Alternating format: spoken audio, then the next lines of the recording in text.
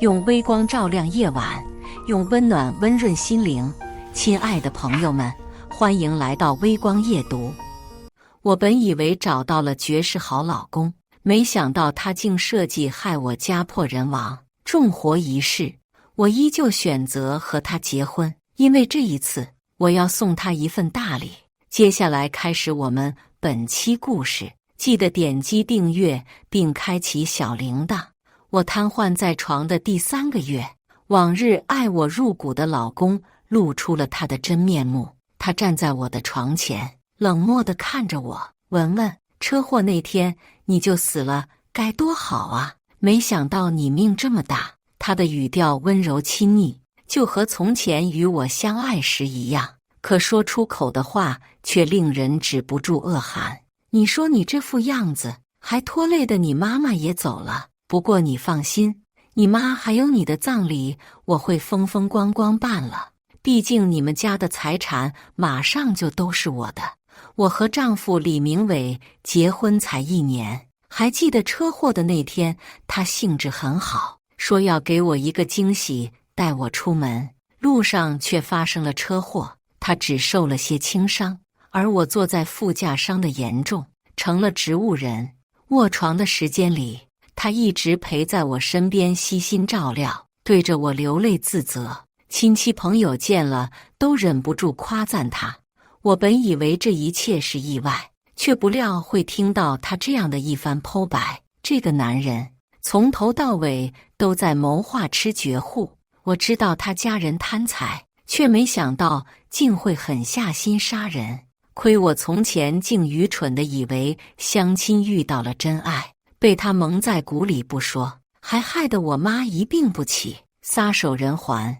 我的意识疯狂挣扎叫嚣着，恨不得扒他的皮，喝他的血，可身体却始终动弹不得。李母在门外不耐烦地催促：明伟，快点走吧，跟一个快死的人有什么好说的。他起身推门离开。而前一天他才辞退了帮忙照顾我的护工，也是3个月了，她深情丈夫的戏码也该演完了。我孤零零地躺在偏僻的老宅，没有人再来搭理我。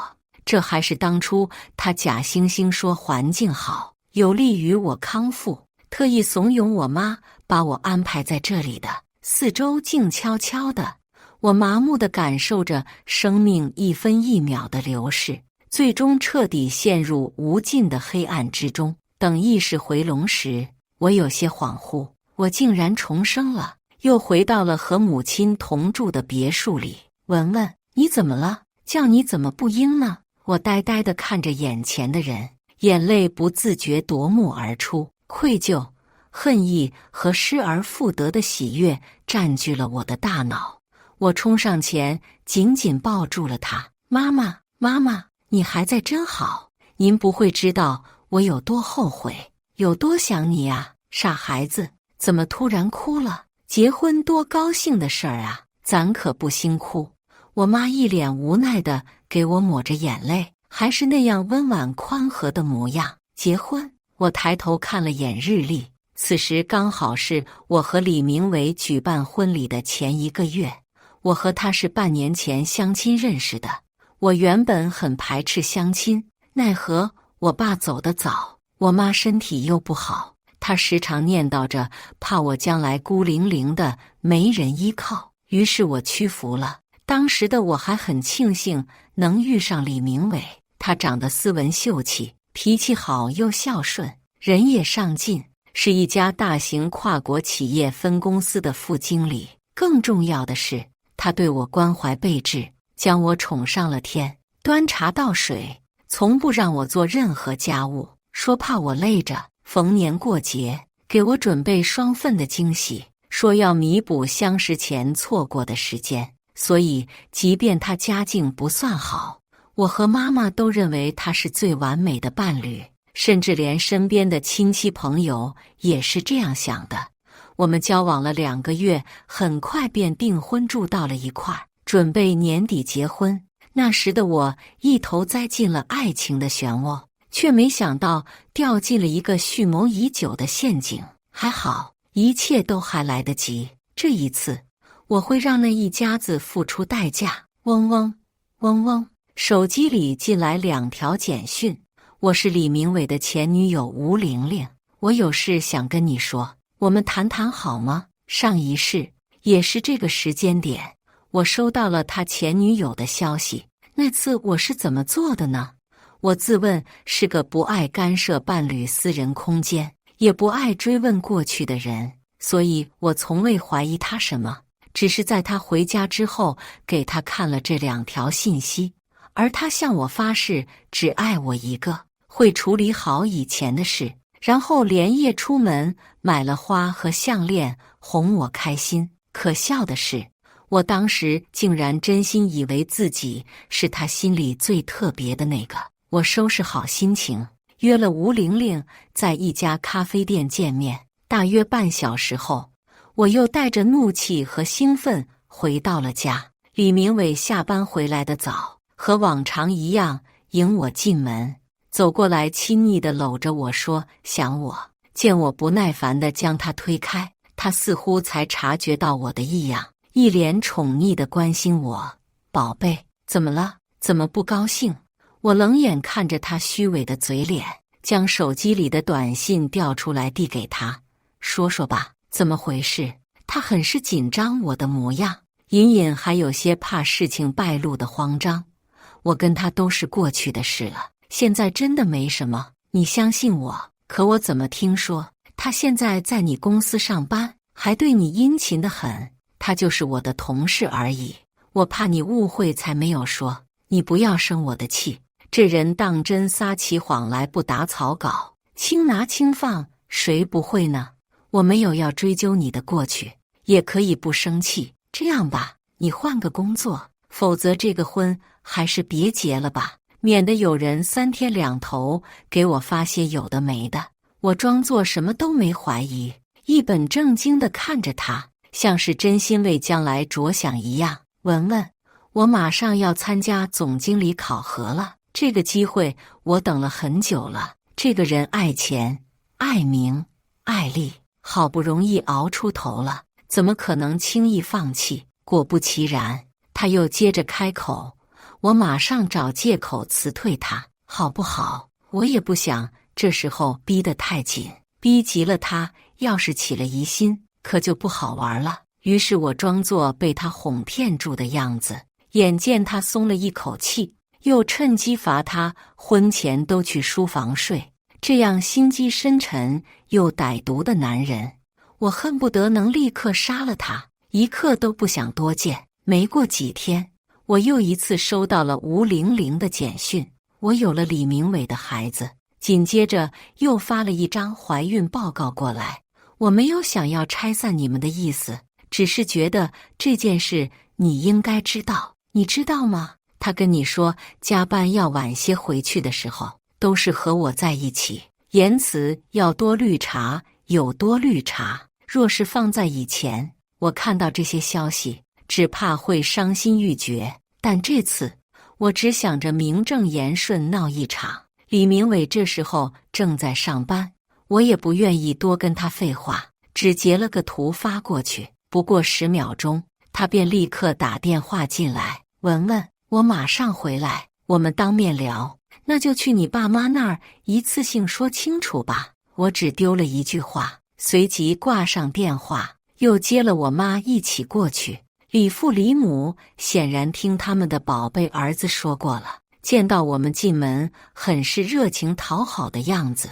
李母的嘴角里隐约还有些压不住的喜色，可不吗？心心念念的孙子竟然这么快又着落了。上一世，我和我妈都以为这一家是和气、有家教的，毕竟李父李母一直表现得朴素、老实，平日里对我像待他们的亲生女儿一般。直到结婚后，2位老人家才暴露出了一些农村里封建老旧的思想，比如女人天生就该做家务，伺候家里的男人；又比如要多生几个孙子，不要生孙女，女孩都是赔钱货。再比如，我和李明伟结婚后，肚子一直没动静。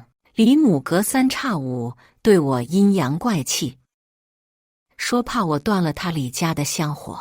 倒是李明伟一直表现的对我维护有加，可谁能想过他是惦记着我们家家产呢？李父李母亲热的跟我妈寒暄着，喊她亲家母。我妈此时很气愤，只将维持着体面。客厅里流动着诡异的尴尬。文文呢？叔叔阿姨都知道了，明伟干的好事儿，是他对不起你。你放心，等他回来了，我们一定给你出气。两夫妻一副真心要替我讨回公道的样子，可他们也不过嘴上说说，想哄我。毕竟我一向好骗，我没有搭理，只安静地坐在我妈身边，直到李明伟的到来打破了沉默。他进门便直奔我们母女，一下子跪在了我们脚边，惹得李母心疼的马上就要过来扶他，但被李父按住了。文文，我承认是我的错，我那次就是应酬的时候喝多了。我讽刺地问他，是吗？上次还跟我保证和他没什么，怎么转头他就说你每次加班的时候都和他在一起呢？你一喝多就喜欢跟他滚一块儿是不是？你相信我，我真的不喜欢他，是他趁我喝多了勾引我的。看着他一直哀求痛哭的样子，他妈妈终于还是忍不住了。文文，他就是不小心的，男人嘛，喝多了难免会犯错，没有坏心思的。你看在阿姨的面子上原谅他这次好吗？你们下个月就要结婚了，那个女人就是故意要破坏你们感情。这话很不中听。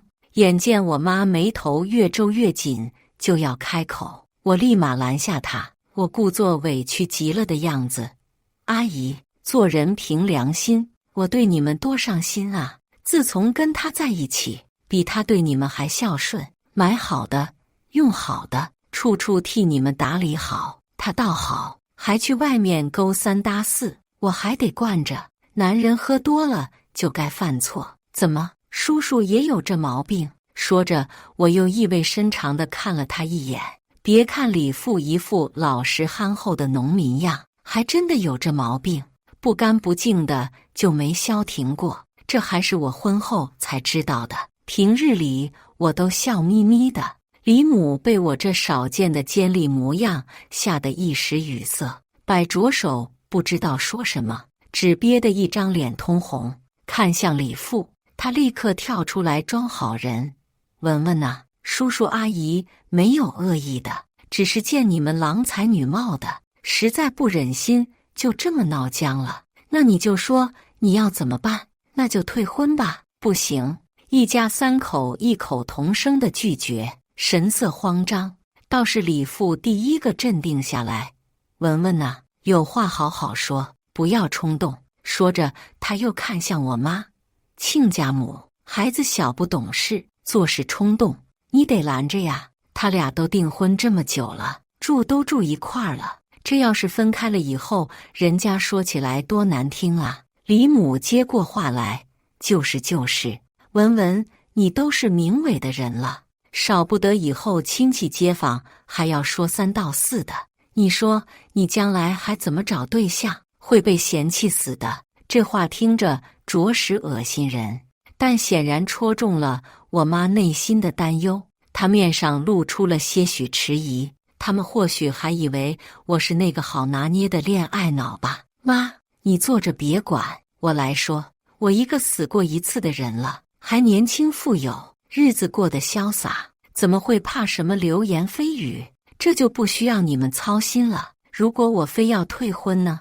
这请帖都发了，酒席什么的也都定了，杂七杂八一堆开销，你们家非要一拍两散的话，我们出的那份你们赔给我们，还有彩礼也得全部给我们退回来，还真是荒唐。瞧瞧李父这贪婪的嘴脸，还想着趁机赚一笔。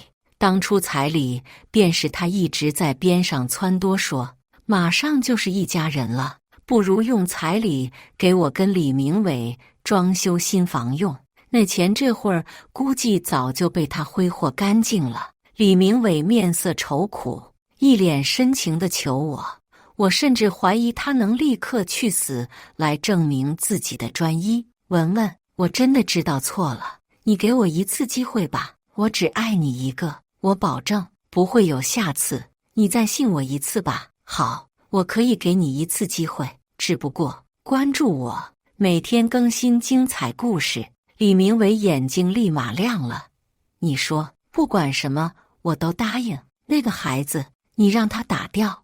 我直勾勾地盯着面前各怀鬼胎的三人，倒是有些好奇他们的反应。李母自然不必说，一听就炸了，想跟我理论，被李父死死拉着。文文，小孩子是无辜的，你看我只是提我的建议，答不答应是你们的事。见他们一脸的犹豫不决，我又加了砝码。我爸妈就我一个女儿，以后家里的财产也都是我的，我呢也只会留给我的孩子，外人一分钱都拿不到。难不成你们还以为我会白白给人当后妈？提到钱，这几人立马蠢蠢欲动了，各有各的盘算。李母还不死心想争取，不过人家万一不同意打胎，我们也不能逼他吧？你没试过，怎么就知道人家不愿意？得看你们怎么谈啊，比如什么营养费之类，你们说呢？那这钱……李父一脸巴结地冲我们母女俩笑，可笑，还真拿我们当提款机了。谁家的孩子谁家解决，我还没进你们家门呢。决定好就快点给人家打电话吧，肚子大了可麻烦喽。说完，我便拉着我妈在一边吃水果，等他们进房间商量好。我妈还是有些担心，一脸的不赞同。我知道她是怕我真的决心跟他结婚，当下只好给他递过去一个安抚的眼神。没过多久，李明伟带着二老出来了。文文，你放心，我这就给他打电话。说着便拨通电话，开了功放。电话里吴玲玲自然是10000个不情愿，就差集齐一哭二闹三上吊。而李父李母听到他说孩子是个男孩时，更是不舍得苦着脸。那50万，我给你50万，你明天就去把孩子留掉吧。李明伟咬咬牙说完这句话，电话那头便安静了下来。我寻思着大概是同意了，于是适时开口，我明天跟你一起去医院，他们就不用去了。一家3口看着我说不出话，似乎没想到我会这么谨慎，脸色难看的不行。李母的嘴张了又合，似乎隐忍着将要出口的怒骂。既然是你们最想要的男孩，我自然要亲自看着，怎么会给你们钻空子的机会呢？叔叔阿姨，不用这么客气送我们了，都是一家人。明伟，我最近要回家多陪陪我妈，就不回去住了。临别时，我笑着冲他们招呼，喊得甭提有多亲热，似乎是真的让这档事儿过去了一样。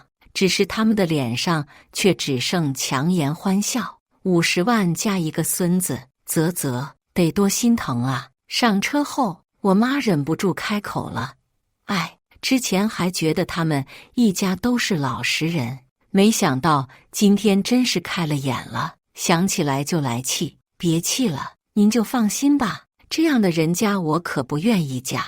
既然他们不肯好聚好散，那就大家都别好过了。”我妈转头看了我好几眼，想问又不敢问的样子，可她也知道我一向就是个执拗的，最后只能唉声叹气道：“你心里有数就行，有些事等到家了我再告诉您。”第2日，吴玲玲如约到了医院，这是我们第2次见面，却根本没有什么想象中的剑拔弩张。这是流产的报告，给你，还有那笔钱你都拿着吧，就当是谢谢你。这单子做的还挺像真的。我打量了一会儿，随手拍下后，将单子发到了李明伟的家庭群里。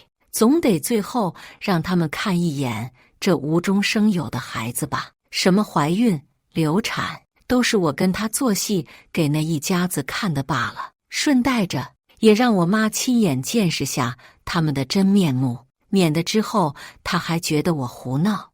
吴玲玲似乎有些担心，你真的要跟他结婚？闹大了，万一不好收场怎么办？我还就怕闹得不够大呢。婚礼这日进行得异常顺利，我心里隐隐有些兴奋，连带着看李明伟的眼神都柔和了不少。他被我冷落了许久，见我态度终于软和下来，一家子对我更是热络，忙前忙后，生怕我不痛快。叔叔阿姨，你们也先休息会儿吧，马上仪式开始了，就没得歇了。目送他们出了酒店客房，房里就只剩下我和伴娘，也是我的闺蜜佳佳。你刚刚一直冲我使眼色，是出什么事儿了吗？佳佳今天一直跟着我，也就前面帮我送 U 盘，走开了一会儿，回来就怪怪的。那个我也不知道该不该跟你说，看他一副别扭的样子，我有些好笑。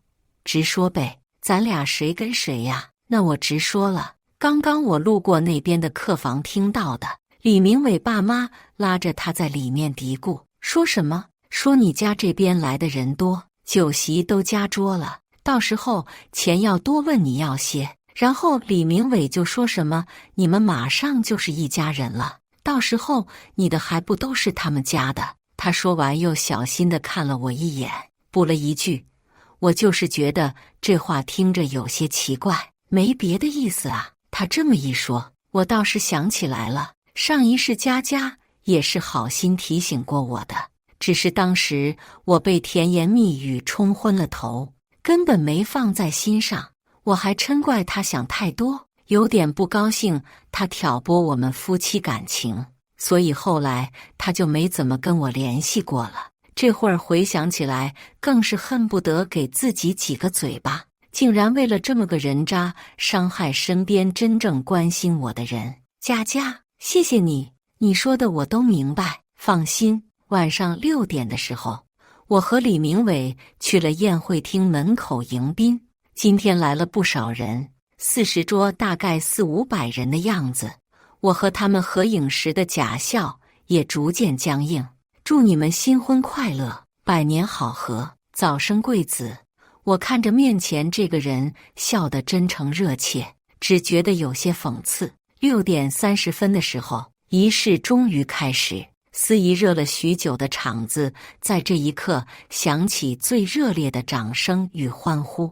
我妈将我的手递给李明伟时，给了我一个安心的眼神，便下台了。今天一早，我便叮嘱过他不要露出异样，怎么开心怎么来。显然他一直记在心里了。全场的各位来宾，在见证新郎新娘交换戒指前，让我们一起回顾下他们相识、相知、相爱的历程。请看 VCR。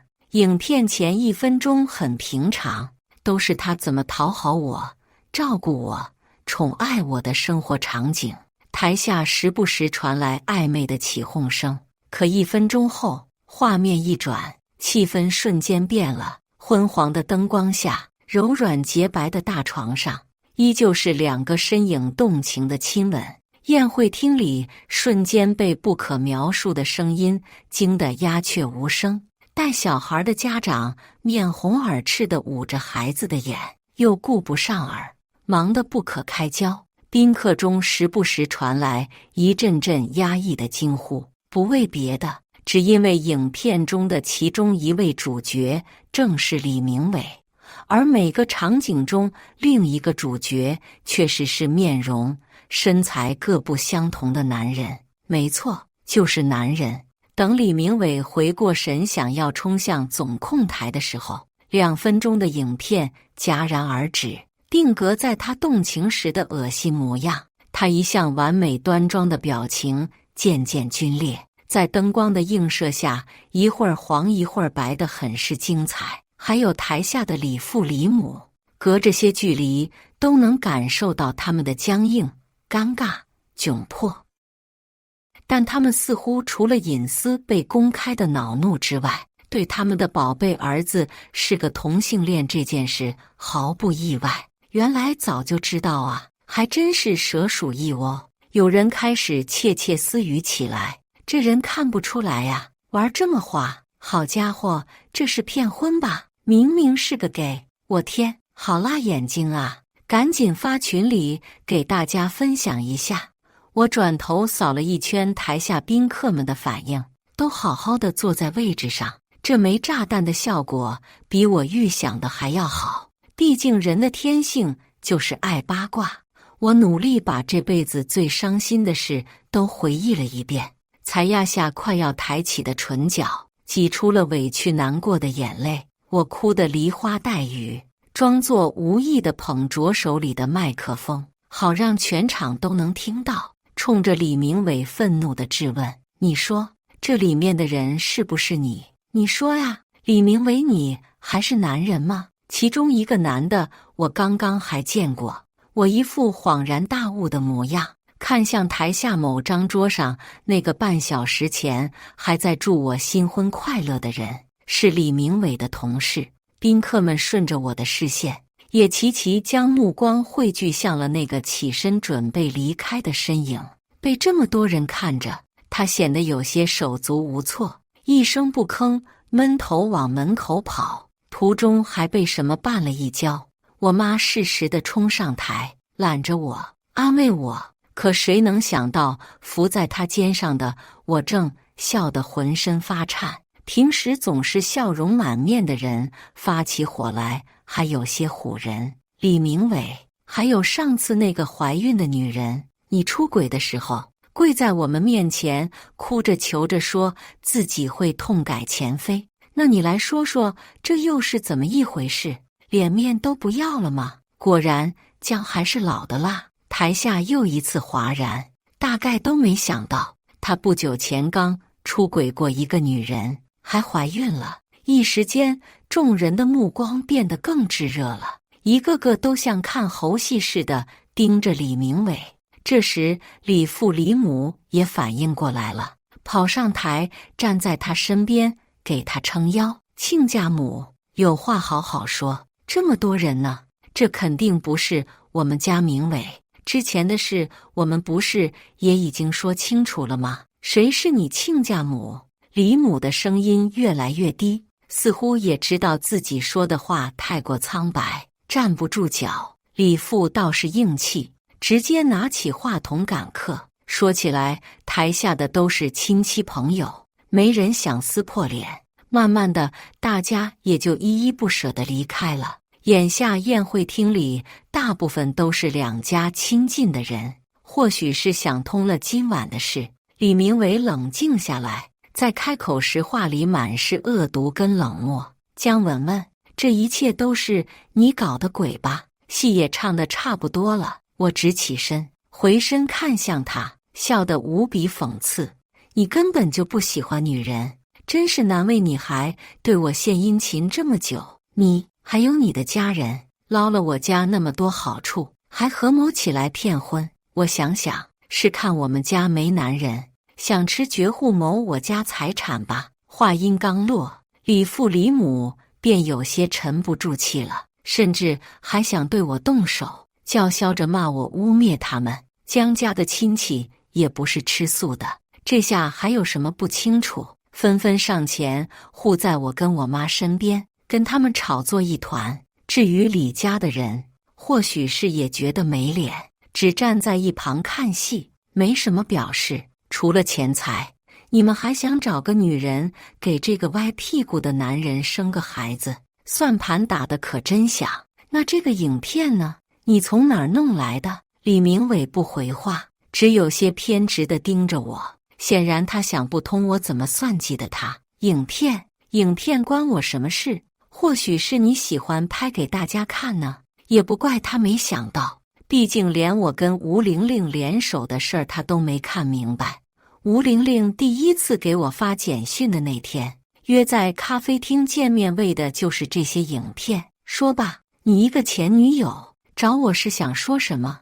我想让你先看看这些视频，我无法形容自己乍一眼看到那些淫秽的画面是什么感觉。毕竟上一世我直到死都不清楚有这回事。只要想到我竟然跟一个爱乱搞的男人同床共枕这么久，我就止不住的起鸡皮疙瘩，恶心的要命。吴玲玲那时候还有些难以启齿，毕竟她最开始的确是想破坏李明伟跟我的婚礼。那天晚上，我本来是想趁他睡着，用他手机给你发那种照片的，但是我无意间翻到了他收藏的这些。我想来想去，还是应该告诉你，我们分手的时候，他说是因为父母不同意，我家境不好，也没有体面的职业。他虽然爱我，却不想父母难过。可等我看到手机里的这些，我才明白，他根本没有爱过我，从头到尾都在骗我。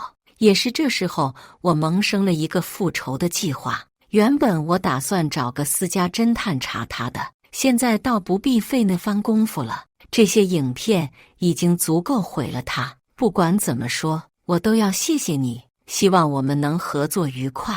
上一世他也给我发过简讯，也曾真心想要告诉我真相，只可惜那时候我全心全意信任李明伟，而他后来也再没有了消息。可见恋爱脑有多可怕。从酒店回家的路上，我打开手机翻看热点新闻，热搜第一条就是婚礼现场拍摄的视频，不少媒体都转发了。视频是我找人特意选了最佳的角度拍摄发出去的，亮点、重点一个没落下。我翻着评论，看大家变着花样的骂法乐开了花，他活该啊，好恶心啊！骗婚的建议物理阉割，楼上物理阉割有什么用？人家是下面的那个，建议物理化学一起上。可光这样还不够，我又用小号在各大媒体下留言。这人我知道，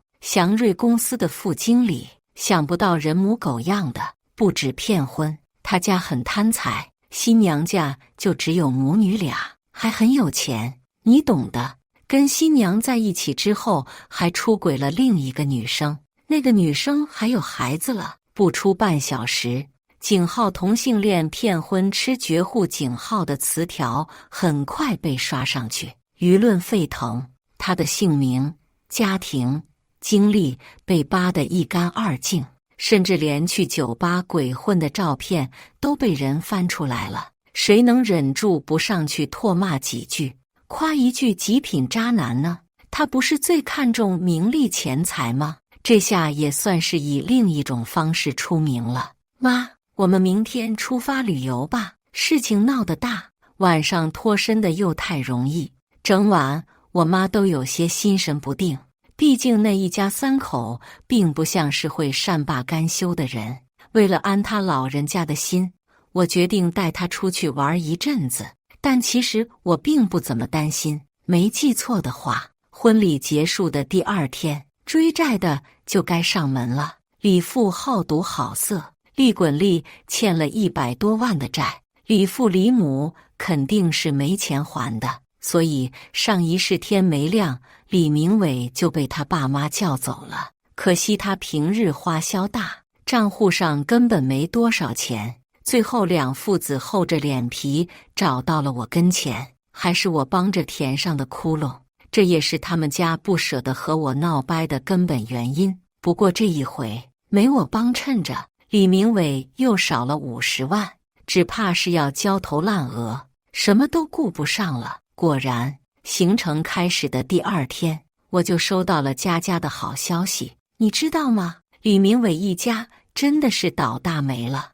他爸爸被追债的吓得摔断了腿和4根肋骨，住进医院了。还有可靠消息说他热搜出道当晚直接被解雇滚蛋了。追债的拿不到钱，闹到李明伟公司去了。他们公司老板一气之下还准备起诉他败坏公司名誉，哈哈哈哈哈哈哈！我妈彻底安了心，整天笑口常开，大有人逢喜事精神爽的意思。不过我还悬着半颗心没告诉他。上一世，李明伟不惜耗费1年多时间周旋布局，以合理合法还正面的形象得了我们家的财产。这样的人连杀人都敢，这回逼急了，还有什么做不出的？我每天打开手机里的监控软件，仔细倒放检查。终于，某天的画面里出现了一个熟悉的身影。他趁着夜深人静的时候，在我的车子旁逗留了许久，才起身离开，手里拿着不知道是扳手还是什么工具。从重生的那天起，我便开始提防这一天。家里到处都装上了监控，甚至连停在屋外的车子都没落下。回到家的第一件事，我打了110报警。你好，我要报案。我怀疑有人对我的车动了手脚，想要杀我。我手上有监控视频，或许是因为罪证确凿，警方的动作很快。李明伟被拘留的日子里，李母来我家闹了好几回，她看上去苍老了许多。毕竟丈夫躺在医院要死不活的，儿子马上也要坐牢了，费钱费力，正愁得很呢。撒泼打滚卖惨的招数，她挨个儿试了一遍又一遍，见我始终无动于衷，又恶毒的咒骂我跟我妈，场面简直荒唐可笑至极。他怎么有脸让我帮他？你该不会以为我对你那个直不起来的宝贝儿子还能有什么感情吧？我一步步逼近他，一字一句清清楚楚对他说：你们害我家破人亡，我不过是以牙还牙罢了，你们想要的统统都别想得到。只是可惜呀，你们怎么不死一死呢？判决下来的那天，我坐在旁听席上安静听着。对了，席上还坐着很多媒体朋友，都是我特意请来的。毕竟婚礼的事也该出个后续，让他们这一家子最后风光一次。镜头里的李明伟不复往日斯文白净的模样，狼狈不堪地垂着头，而李母彻底丢掉淳朴憨厚的妇人形象，咬牙切齿地叫骂着，当场中风瘫倒。故事完。接下来是我们本期第2个故事，记得点击订阅并开启小铃铛。和黎文瑞结婚第3年，他找到真爱了，对方有钱有势，还是个恋爱脑，拿钱逼迫我们离婚。圈里人都笑话我被一小三踩在头上作妖，我生气了，别三弟叫我姐，一点都不尊重我姐。离婚后发帖接惊喜，小三成功。我回来时，黎文瑞和谢淑音在客厅有说有笑，昏黄灯光下嬉闹的男女，宛如一对恩爱夫妻。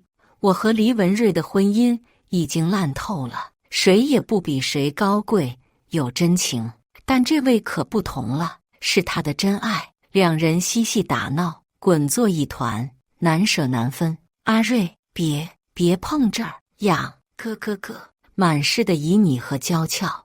不知道从什么时候开始，我看到这些已经不会再皱眉难受了，更不会歇斯底里质问他为什么要这样对我。黎文瑞似乎很爱他，柔声问：宝贝，饿了吗？想吃什么？我去给你做。黎文瑞遗传了李母，有一手好厨艺，当初为了追求我，连送了半年的爱心便当。攻心不如先攻胃，他一向做得很好，没有哪个女生不喜欢长得帅气还会做饭的男人。头发凌乱的谢淑音扑进他怀中，俏皮笑着：阳春面。我换了鞋子，走出玄关，淡声道：顺便给我做一份吧，今晚应酬灌了一肚子白酒，胃里空荡又火辣。谢淑音尖叫，拿衣服裹紧，面容扭曲地指着我：他怎么还没走？黎文瑞，这到底是怎么回事？黎文瑞也一脸怒气，明明我答应好收拾东西走人的。我笑了笑，解释：不怪文瑞，是我舍不得走，这毕竟是我们俩的婚房。没事，你们继续，把我当透明人就行了。我往客卧方向走。对了，面熟了叫我，或者帮忙端进来哦。谢谢啦。我在卧室整理资料，客厅传来两人有说有笑的吃面声。黎文瑞并没有多做我的一份，那时为了讨好我，我想吃什么他就做什么，将人利用完就踹掉。我真不及他狠心，当然我也没让他好过。我推开门，捂着肚子痛苦地说：文瑞，我胃疼。美好浪漫的气氛顿时戛然而止。谢淑音一眼看穿我的把戏，冷哼一声：胃疼就去看医生啊，阿瑞又不是医生。黎文瑞以前会享受这样的乐趣，但我没有眼力劲儿，缠得紧了，他也会厌烦。更何况这样美好旖旎的夜晚，我的存在让他感到很痛苦。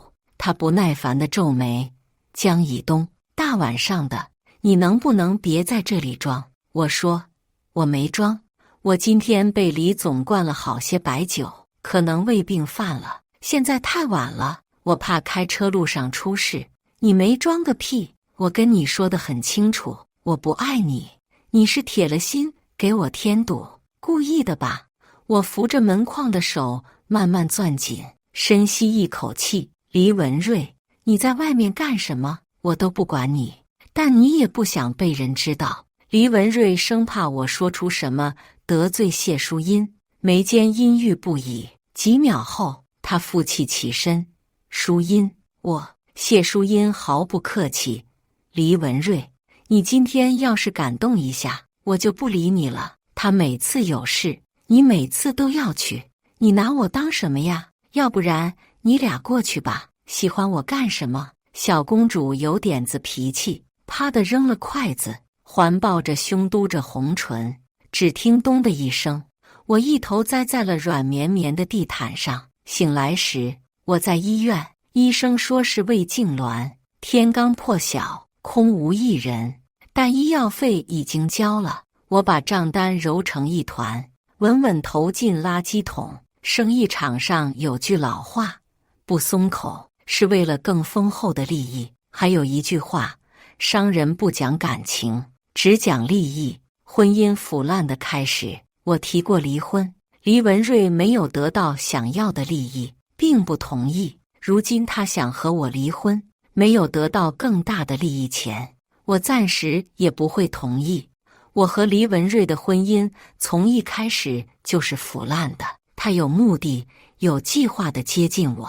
那时黎家财务岌岌可危，黎文瑞广撒渔网撒到我家了。我父亲很有头脑，借着互联网风浪一跃成为龙头大佬。这些年，攀附的、居心不良的、见色起意的，我见得太多了。可黎文瑞不一样。那年我接手公司，搞砸了一个项目，父亲将我骂得狗血淋头，股东借此由头踢我出局。在我最慌乱脆弱时，他捂住我冰冷紧攥的拳头，朝我露出一个安抚的笑：别怕，我帮你。3000万是他给我下的饵。像我们这种家庭的人，不缺钱，缺的是真心。他演好好情人，演得我心盲眼盲。可惜婚前的我识人不清，婚后他将2家公司捆绑，显露真实目的。3000万妄想换来10个亿，我看穿了他的真面目，果断分离2家公司的财务和管理。黎文瑞也不装了，我们的婚姻由此变质、腐朽、腐烂。这些年，看着他用同样的手法去哄骗一个又一个女孩，看多了，我突然觉得很腻。不过这次的谢淑音和别的女人不一样，不是她长得貌若天仙，性情温婉可人，是她的家世背景不凡。谢淑音是黎文瑞盯上的最肥的一块鱼肉。谢淑音是谢家小公主，有权有势，还是个十足的恋爱脑。我在办公室撞破他们亲吻时，她丝毫不惊慌，反而从容得体地朝我伸出手：江小姐，我想你早就认识我了，我就不自我介绍了。或许我们可以和睦相处，做阿瑞背后的女人。我直视着他，脑中出现了一个计划。我分毫不让地说：“那不可能，我不同意这种畸形的婚姻。”那晚，黎文瑞为了作践我，竟然把谢淑音带回了家。我站在别墅外，看着屋内亮起灯光，落地窗映出模糊的交缠人影。泛凉的指尖拨打了那通熟悉的电话，响了很久，才听到男人沙哑而挑衅的喘息声。怎么了？我握着电话沉默。黎文瑞冷冷道：“江以东，没什么事，我就挂了。”我望着天上的明月，声声质问：出轨会让你很快乐吗？利用女人让你很得意吗？大半夜发什么病？挂了。这时，谢淑音娇滴滴地凑过来：“江小姐，如果没什么事，请别打扰我们哦。”此时，那通电话再无回音。为了让计划进行得更加合理，但凡是黎文瑞和谢淑音要约会，我必打电话说家里要吃饭，他们去旅游，我说公司出事了，让他马上回来参加宴会。我以夫人身份挽着黎文瑞，两女争一男的画面完全取悦了黎文瑞。他认为我重新爱上了他，有了危机感，试图和谢淑音争什么。他心安理得又满足地将谢淑音拥在怀里，以誓言、承诺和花言巧语来向他证明自己。淑音，我不爱他，是他捆着我不放。你知道的，离婚涉及财产分割，比较麻烦。无论如何，你要相信我，我是爱你的。这3句话让大佬为他买单。谢淑音也终于忍无可忍，摊牌：你们离婚吧，我不想这样了，我不能永远都见不得光，而且你和我结婚的好处大于江以东。就这样，在谢家的诱惑下，黎文瑞找我沟通，2家合作的赚钱项目归他，我的公司还给我，那3000万他也不找我要了。真贪心，想得美。我没同意，根本不想松这个口，甚至变本加厉出现在他和小公主的世界。黎文瑞累了，转换策略：江以东，要不以后我们各玩各的，我又不是不允许，你干什么非盯着我不放？你这样没有分寸感，怪讨人嫌的。我翻他一个白眼，会损福报。周5晚上，照例陪黎文瑞回黎家吃饭。我也是婚后才知道，别看黎家小门小户，规矩摆得比我家都多。男人要坐在桌前吃饭撑场面，女人得端茶倒水伺候男人。不过等我来了以后，这个规矩就改了，所以黎母总是看我不太顺眼。我只当她膝盖跪软了，站不起来。吃完饭，我在阳台给助理打电话交代公事，黎母非要挤进来，望着我叹了口气：你也别天天忙公司的事情，工作上面的事就交给文瑞。女人呐，还是得把家庭顾好，事业心不要那么强。你得绑住男人的心和胃，不然迟早被别人抢去了。他有些得意：我儿子本来就是个抢手货，会做饭，还会挣钱。是啊，挺抢手的，所以出轨了一次又一次。我叹气，说到底，你们做父母的有很大责任，家教不行。我爸就不一样了，说我要是出轨，就打断我的腿。黎母笑容僵住，许久才讪讪：你别怪妈说话直，你们结婚这么多年，连个孩子都没有，可不就是？我推开门，朝外面喊道：黎文瑞，你得快点讨好那位小公主啊！你妈说我再占着茅坑不拉屎就不好了。今天亲戚都在，神情都挺五彩缤纷的。黎文瑞怒了：江以东，你胡说八道什么？我懒得再和他们虚与委蛇，提起包就走了。不知道黎文瑞是怎么哄这位小公主的，没过几天，2人竟然主动约我见面。我在谢淑音的眼里看到了她从不屑到可以竞争，到最后发现我竟然是个狠对手。我的抗议和渗透悄无声息，危机感这招的效果确实好。谢淑音端起咖啡，优雅地抿了抿。今天大家都在，就把话敞开了说，请便。谢淑音看了眼黎文瑞，对我道：“说吧，你出个价，要怎样才离婚？”这一次，我不讲冠冕堂皇的真爱无价，而是问谢小姐：“你确定要和他结婚吗？”黎文瑞神色不太自然，冷冷蹙眉：“江以东，你什么意思？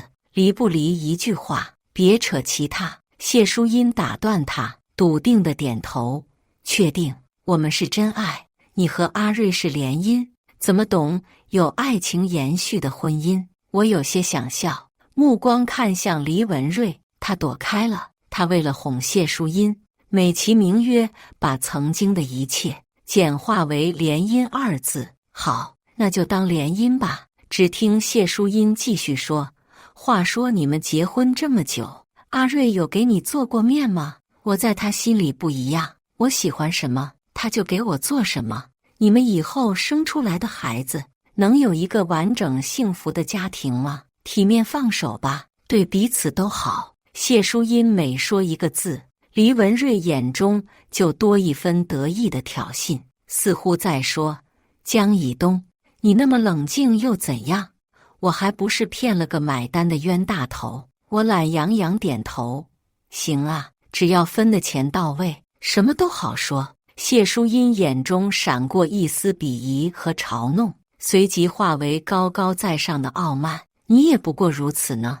反正本小姐有的是钱。”她转身握住黎文瑞的手：“少了江家，这不是还有我们谢家吗？只要你们顺利离婚，不惹出什么乱子，我爸爸以后会好好扶持黎家。这个小公主啊，傻傻的，憨憨的，在黎文瑞眼里，她一定怪体贴的，比我好，对不对？既然是因利而合，那我也因利而散，没什么不体面的。我分割了公司的股份和资金，我拿大头。”黎文瑞没有反对，倒是黎家父母哭天喊地。结果听闻谢家会扶持后，哭声一下子嗝屁了。黎母特别虚伪，紧紧握着我手：“哎呀，以东，这些年委屈你了，是我儿子不争气，你打呀骂呀都行。”我体贴笑笑：“阿姨，不委屈，命苦。”他笑容一僵：“财产分割没什么意外，甚至为了安抚我，黎父做主，把赚钱的项目无条件转让给我了。我很感激，改口谢谢干爸干妈。爸妈说我是会做人的，领了离婚证。”我喜不自胜地发帖：“家人们皆惊喜，小三成功。”评论一溜烟儿的祝福。哇哦，真的假的？这也太快了吧！恭喜恭喜！给谁发消息呢？笑得这么开心。我抬头，黎文瑞手插在裤兜里，满脸不屑：“这么快就找好下家了？不是说会损福报吗？我还以为你今晚会为我黯然伤神。真记仇，也真自恋。”我得意洋洋，我高兴财产没喂给狼崽子，以及结束这段令人作呕的婚姻。黎文瑞神色微闪：“看来你对我真没感情了，以前都是装出来的。”我回击：“感情嘛，可以演的，就像你以前一样。”江以东，我看错你了。不，这跟买卖商品是一样的道理，得速战速决，稍晚一步被人发现我卖的是瑕疵品，这皮有得扯了。我不能让谢淑音知道我卖的是个瑕疵品，因为我不乐意扯皮。黎文瑞的脸更臭了，我拍他的肩膀，爽朗笑着：“祝你早日成为谢家的乘龙快婿，和谢小姐白头偕老啊！婚礼我就不参加了，份子钱也不给了，我怕你们嫌我碍眼。”黎文瑞狠狠盯着我：“你真虚伪。”我佯装叹息：“你是个烂人，不知道谢小姐什么时候才会发现。”哦，不对，应该是她什么时候发现谢家小公主是假冒的呢？黎文瑞，你的好日子还在后头呢。为了庆祝我成功离婚，并没有损失任何财产的战果，闺蜜组了局，叫了好些男高陪我玩。这个是美术生，那个是体育生。没想到你们长得比照片上还要帅。体育生的腹肌果然硬，我捏了一把，根本就捏不起来肉。那男孩特别会勾人，眼睛亮亮的。姐姐还要捏吗？我放松些，我手刚伸出去，门外传来熟悉的声音：文瑞，恭喜你脱离苦海，这是嫂子吧？你好，你好。包厢外的走廊间出现黎文瑞牵着谢淑英的身影，两人有说有笑，郎才女貌真般配呀。这时黎文瑞看过来一愣，我大方地招了招手，他转头跟谢淑英说了什么，然后走进来。我说：好久不见啊，小黎。黎文瑞傲慢地扫了一圈，讥讽：你离开我以后怎么吃得这么差？都是些什么上不了台面的东西？没富二代追你吗？好歹你也是富婆一枚呀。他眼中的不屑狠狠刺痛了打工仔，其中一个男孩误以为他也是，嘟囔道：搞得好像你洁身自好，从未卖过。这话无意戳中了黎文瑞的伤疤，脸色顿时难看极了。我和他吵架时，骂他连鸭都不如，人家至少是你情我愿的交易，而他是以欺骗的名义接近我。我乐得哈哈大笑，夸赞男孩说得真好，奖励你5万。其他男孩子起劲儿了，不甘示弱，纷纷冷嘲热讽，都不是啥好东西，装什么呀？就是。他们噼里啪啦说完，眼睛亮亮的等我夸奖他们。好，都有奖励。我安抚这个，哄那个，简直不亦乐乎。注意到角落有个男孩从始至终都没讲过一句话，我朝他挑了挑眉：你也说2句，有钱的哦。他盯着我看了2秒，又看向黎文瑞，语气很凶：都是卖屁股的，没有谁比谁高贵。黎文瑞气得鼻子都歪了：江以东，你有病，逞口舌有意思吗？你永远都是这种得理不饶人的态度，这才是我不爱你的真正原因。哦，他摔门而去。看吧，非要进来找不痛快，怪谁呢？2家公司彻底分离，我没有顾虑，施展得更大刀阔斧了，经常参加商业晚宴，拉合作，拉投资。这天，黎文瑞高调挽着谢淑英，光鲜亮丽举着香槟，时不时有人跟2人敬酒。我和几个友人在角落喝酒，倒显得落魄了。结果还有人背着我说闲话，还是黎文瑞有本事啊，找的女人一个赛一个好，这是羡慕的，人之常情。再有钱又怎么样？还不是小三上位。这位年纪小，嫉恶如仇，不错，说到底还是江以东手段不行，被一小三骑到头上作妖，这是明晃晃的笑话。我起身走进去，佯装生气：别三地叫我姐，一点都不尊重我姐。朋友接着补刀：你们不知道，黎家为了补偿，把房产项目都给他了，多少人眼红这块地。一群人哑口无声，气氛陷入荒谬的沉默。我勾唇笑笑，离开去了洗手间。出来时，谢淑英在补妆，她透过镜子与我对视：江小姐，谢谢你的成全，我有来有往。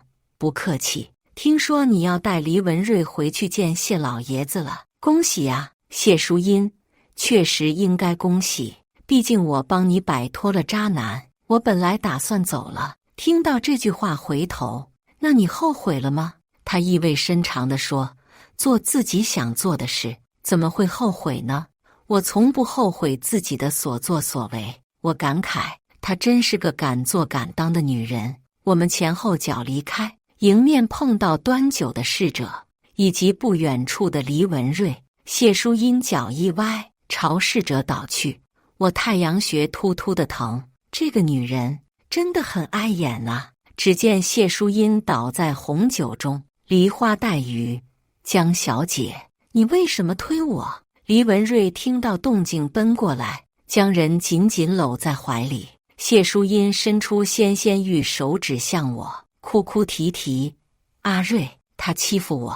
黎文瑞脸色铁青，指着我的鼻子怒骂：“江以东，你够了！我们已经离婚了，请你不要伤害茵茵。就算有错，那也是我的错，是我出轨，也是我先爱上茵茵的，这一切与他无关。你有什么事冲我来，何必要对茵茵咄咄逼人，不让她好过？”埋在男人怀里的谢淑音探出头，俏皮的吐吐舌。我无奈一笑，太调皮了。黎文瑞演戏演上瘾了，难道没发现周围人不耻的目光吗？出轨就出轨，大肆宣扬干什么？真是个……我上前一步，我就欺负他怎么了？我不但欺负他，我还欺负你呢！说完，我一杯酒全倒在黎文瑞头上了。傻逼！黎文瑞越是护着他，越是爱他。得知真相的那一刻，就越痛苦。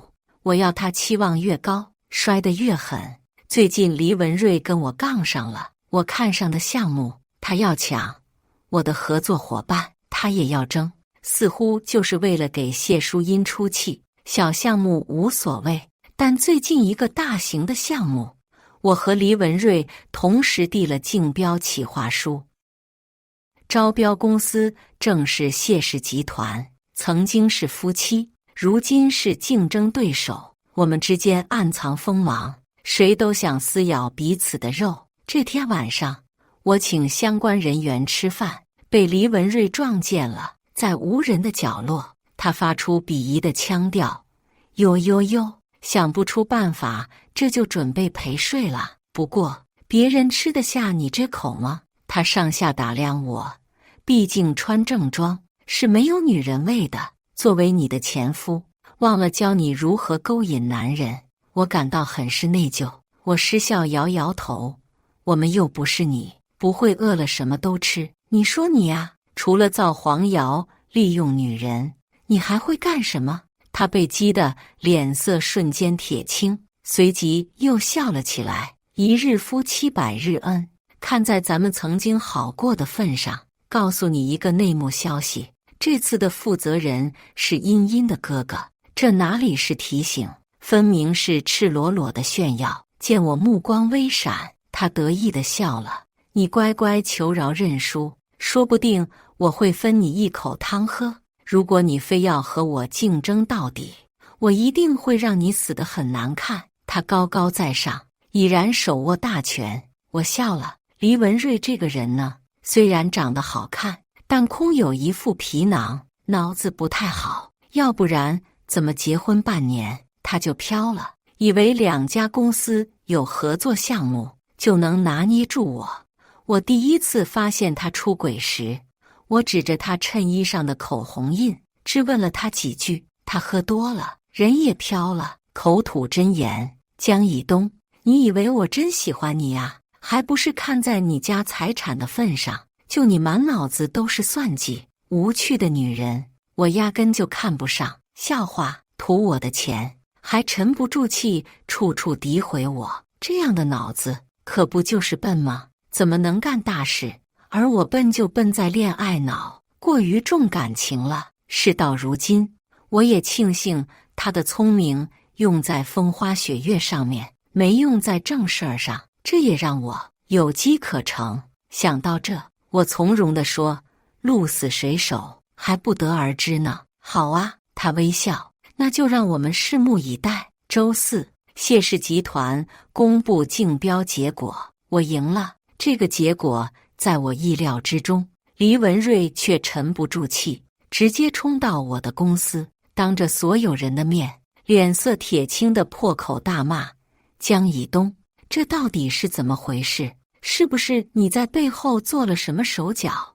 你还真喜欢玩不择手段这套啊！看来还是以前的我不够了解你，我根本不屑，直接叫保安将他轰到了外面。”司机开车，在我离开时，黎文瑞不停地打电话，得到的却是忙音，最后变成了您拨打的电话已关机。车从他旁边经过，我笑眯眯地说：呀，谢家小公主怎么没帮你呀？她脸色一变，反应过来，咬牙切齿地问：你都知道什么？我耸了耸肩，知道的内情不多，他是假的。砰的一声，黎文瑞暴跳如雷，摔了手机。可怜的汤姆啊，被玩弄于股掌之中。我回到家，屋里的两人正在煮火锅，火锅红油煮得翻滚，香味扑鼻。姐姐爱吃土豆片，你多切点儿。她怎么还没回来？竞标结果都出来了，不会是渣男找她麻烦了吧？不行，我得打电话问问。谢淑音拿起手机，看到我愣了，然后笑出声：姐姐回来啦。谢淑音，不对，确切地说，她叫李可如。她身边的男孩穿着围裙，是当时在酒吧骂黎文瑞骂得最凶的那个。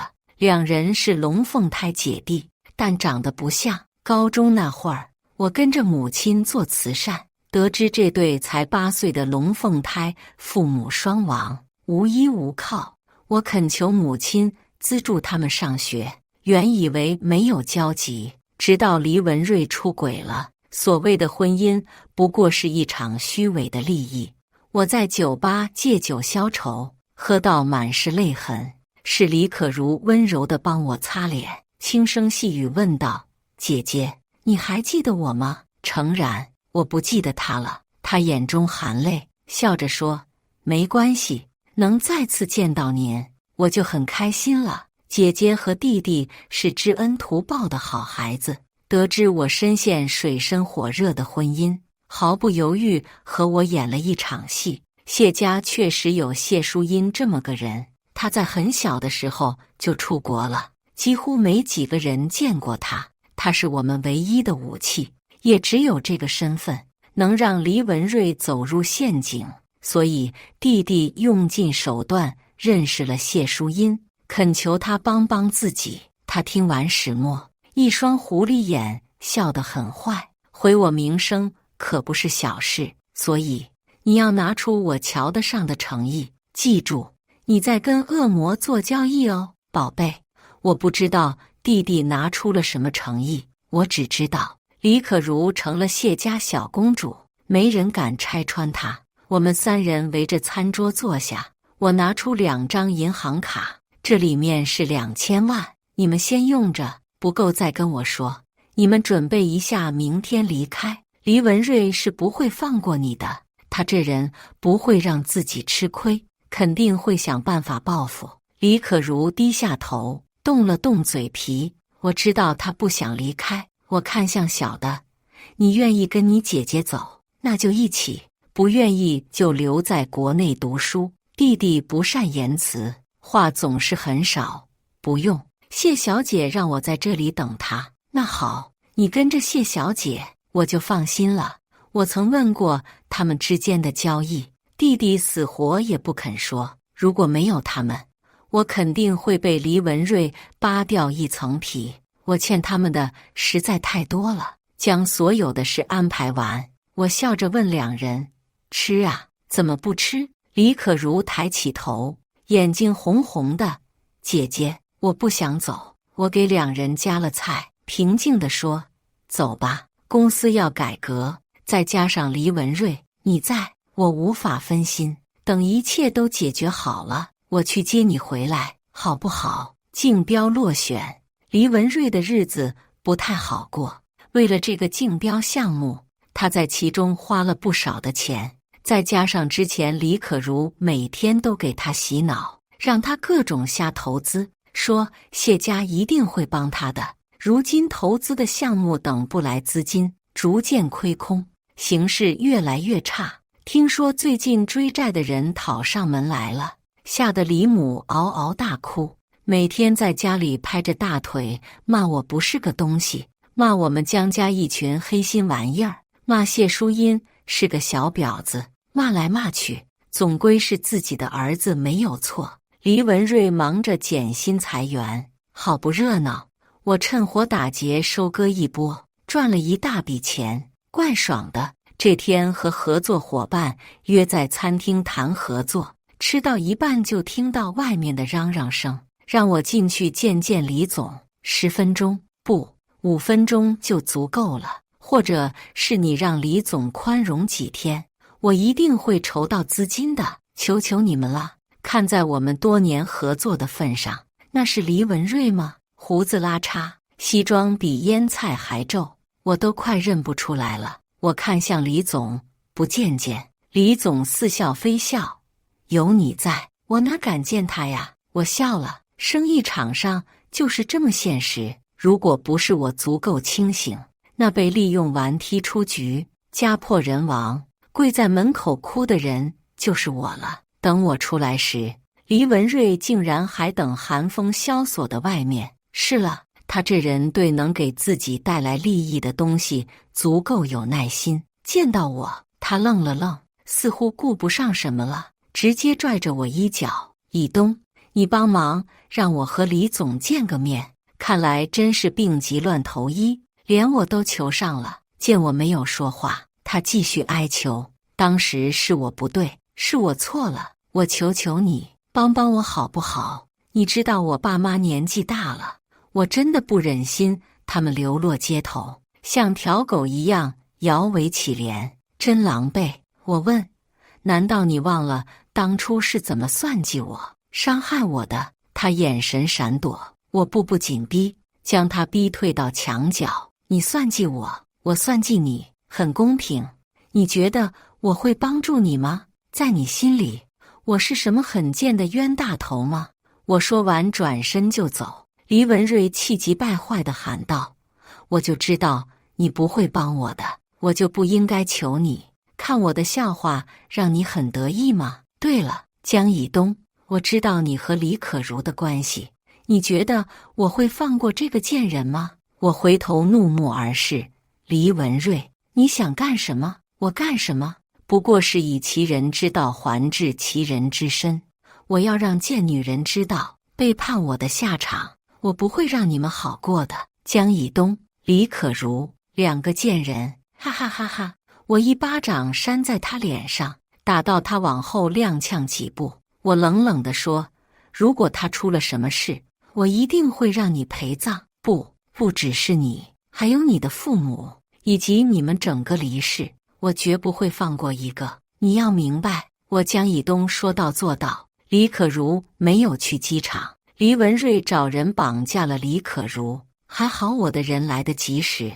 那些人刚将李可如绑到一个废弃的仓库，看到她浑身是血躺在地上，我的心都凉了。在婚姻中被背叛的那一刻，伤人逐利的我算计好了一切，哪怕鱼死网破也行。但李可如是我身边最大的变数，我没想到她会帮我，更没想到她会受伤。对不起，是我没保护好你。她冲我摇头，还在笑着。你已经把我保护得很好了。我一时说不出话。黎文瑞第一次带她回家的那晚，我站在楼下久久徘徊，不是因为我还爱着黎文瑞，是我后悔了。我不是后悔报复渣男，我后悔将李可如拖下水。我甚至有一种冲动，这股冲动让我拨通了电话。我想提醒他不要再继续了，他是一个好孩子，不要被我拖进深渊。黎文瑞这样的烂人会有无数种解决的办法，他却毫不犹豫地对我说：“江小姐，如果没什么事，请别打扰我们哦。”这句话是他义无反顾都要报答我的诚意，而我何德何能？对不起，真的对不起。我哭着说。去医院的路上，我才知道李可如到机场又回来了。干嘛不走啊？我不是给你买机票了？你一点都不听话。李可如想了想，诚实地说：“姐姐，我想拿照片，我怕出国以后再也见不到你了。”我简直不敢相信，为了一张照片，他竟然回来了。我深吸一口气，破口大骂：“你不要命了吗？你是不是要挨揍？”他竟然笑了，流着血的唇角格外妖冶。“我给你拖后腿了。”对不对？小说里都这么写的，为了一张照片连命都不要了，可不就是个傻的？他的神情突然无比严肃。可是那张照片对我真的很重要，比命都重要吗？李可如认真点头，比命都重要。如果没有那张照片，我就记不住你了。姐姐，你知道吗？原本那个时候，弟弟差点死了，而我就要被伯伯送到李老头的家里，没有成年就要结婚，给他生很多孩子，可能孩子就会走我的老路。我不会读书，不会识字，更见识不到外面的世界有多美好，可能对你来说只是微不足道的帮助，却是我这一生的救赎。姐姐，谢谢你救我们出深渊，也是你让我明白生命的意义，请不要感到内疚，一切都是我自愿的。事到如今，不需要我踩黎文瑞一脚，他的日子都很难过。黎文瑞被拘留了，黎父气得重病复发，住进了医院。黎母现在不哭了，要去收拾烂摊子，但她当了多年的家庭主妇，哪里管得了公司的事？此时的公司犹如一盘散沙，不需要众人推，那道墙很快就会倒了。这天，我在家里教李可如学习管理公司的知识，李母哭着上门了。看在这么多年的份上，你帮帮忙，就当阿姨求你了。难道你要狠心到底吗？我没有任何恻隐之心。当初黎文瑞出轨，他说我管不住男人时，我就知道这一家子没救了。见我拒绝，他哭丧似的拽着李可如。文瑞想见你一面，他有话想跟你说。我挑挑眉，莫不是黎文瑞对李可如还有那么一份真情？我挺好奇的，但李可如不好奇，也不屑。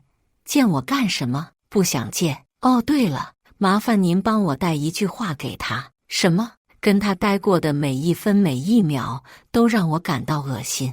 我无比庆幸自己是在玩弄这样的渣男。李母的表情十分复杂。等人走了，我忍不住鼓掌。好好好，无被楷模。李可如摸了摸脸，低下头羞涩地说：哪有，晚上弟弟说要带谢淑英回家吃饭，我和李可如一起去买菜。凛冬已去，气温逐渐升温，街上的人也多了。李可如捧着脸，笑眯眯。春天就要来了，我喜欢春天。是啊，重获新生，谁不喜欢呢？这样充满希望的生活，未来一定会更好。感谢大家的观看。本期影片大家觉得是第一个故事精彩，还是第二个故事精彩呢？欢迎大家在下方评论区讨论。如果你喜欢这类故事，记得点击订阅微光夜读，并分享给更多的人，这会对我帮助很大。再次感谢大家的观看。